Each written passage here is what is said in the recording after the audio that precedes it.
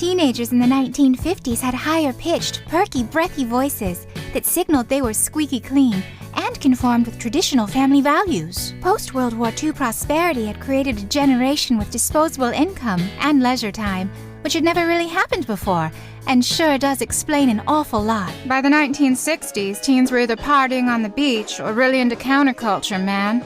It reflected two distinct responses to social upheaval, either living in a bubble of upper-middle-class wealth or rebelling against the status quo by embracing far-out but groovy ideas like peace and love. This one had a tougher, more jaded, grittier delivery that showcased a world weariness, disillusionment, and a loss of innocence due to counterculture failing to change society. Nobody was trying to be good or revolutionary. They were either trying to survive or embracing disco hedonism. Like the 80s, or more like specifically like the Reagan era, you know? Brought back like conspicuous like consumption.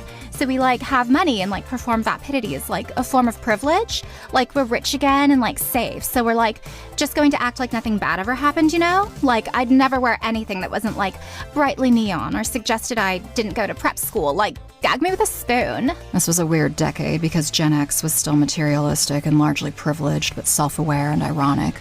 The vocabulary from the 80s was still there, but they said whatever with an eye roll instead of a giggle.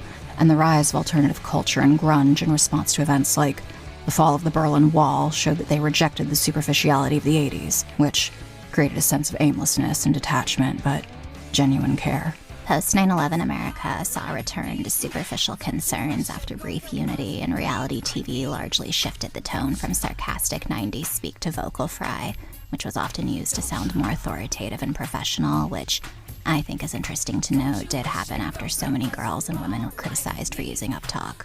The shift from vocal fry performance to authentic vulnerability reflected the maturation of social media and growing backlash against fakeness.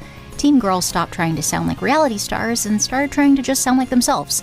The 2008 financial crisis and Occupy movements also created class consciousness that made conspicuous consumption less appealing, and then film moved from glossy productions to more indie aesthetics. Get ready with me while I explain the shift from authentic vulnerability to hybrid performance that reflects the generation's unique position as digital natives who've seen all previous iterations of teen culture archived online and can literally consciously choose elements from each era, as well as just hijack any words they like from AAVE and the drag community. So the isolation that was experienced in 2020 made online identity primary, so now we have speech patterns represented that are simultaneously hyper-aware and genuinely expressive. They simultaneously embrace and mock all previous teen girl stereotypes, so they're in on the joke while also sincerely participating.